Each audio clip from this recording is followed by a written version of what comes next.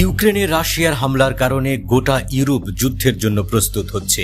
এক রাশিয়া নিয়েই যত ভাবনা, পোল্যান্ড, ফ্রান্স, ব্রিটেন এবং জার্মানির মতো দেশগুলোও চিন্তিত। এই দেশগুলো তাদের সামরিক শক্তি নিয়েও উদ্বিগ্ন। অনেক বিশেষজ্ঞই মনে করেন ন্যাটো যদি রাশিয়ার সাথে যুদ্ধে জড়িয়ে পড়ে তবে তা তৃতীয় বিশ্বযুদ্ধের সূচনা করবে।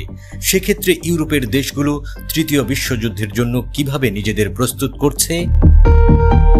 পোল্যান্ডের মাথা ব্যথার নাম সুপার পাওয়ার রাশিয়া, কারণ দেশটা রাশিয়ার কাছাকাছি অবস্থিত। তারা ইউক্রেনকে সামরিক সরঞ্জাম দিয়ে সাহায্য করার সিদ্ধান্ত নিয়েছে। পোল্যান্ড ট্যাঙ্ক, পদাতিক যান, এমনকি ফাইটার প্লেনও দিয়েছে। পোল্যান্ড ইউক্রেনকে সমর্থন করার জন্য প্রচুর অর্থ দেওয়ার প্রতিশ্রুতিও দিয়েছে। ইউক্রেন রাশিয়া সংঘাতে একটি মূল মিত্র হিসেবে পরিণত হয়েছে পোল্যান্ড।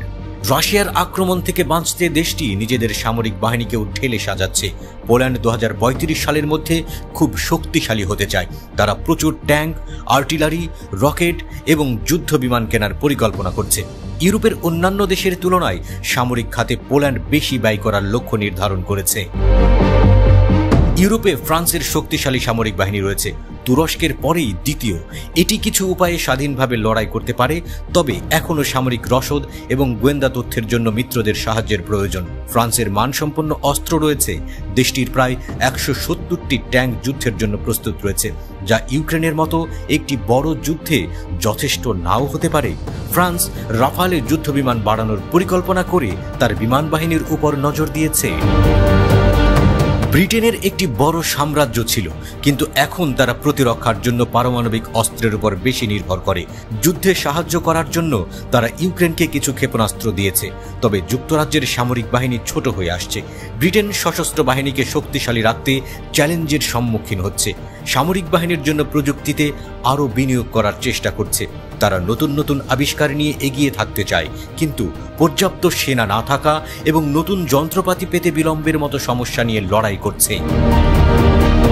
জার্মানি তার সামরিক বাহিনীকে দুর্বল হতে দিয়েছে। তারা মনে করেনি যে তাদের একটি বড় সামরিক বাহিনীর প্রয়োজন। জার্মানির সামরিক বাহিনী বুন্ডেসওয়ের বছরের পর বছর ধরে অবহেলিত, কিন্তু এখন জার্মানি বুঝতে পেরেছে শক্তিশালী সামরিক বাহিনী প্রয়োজন।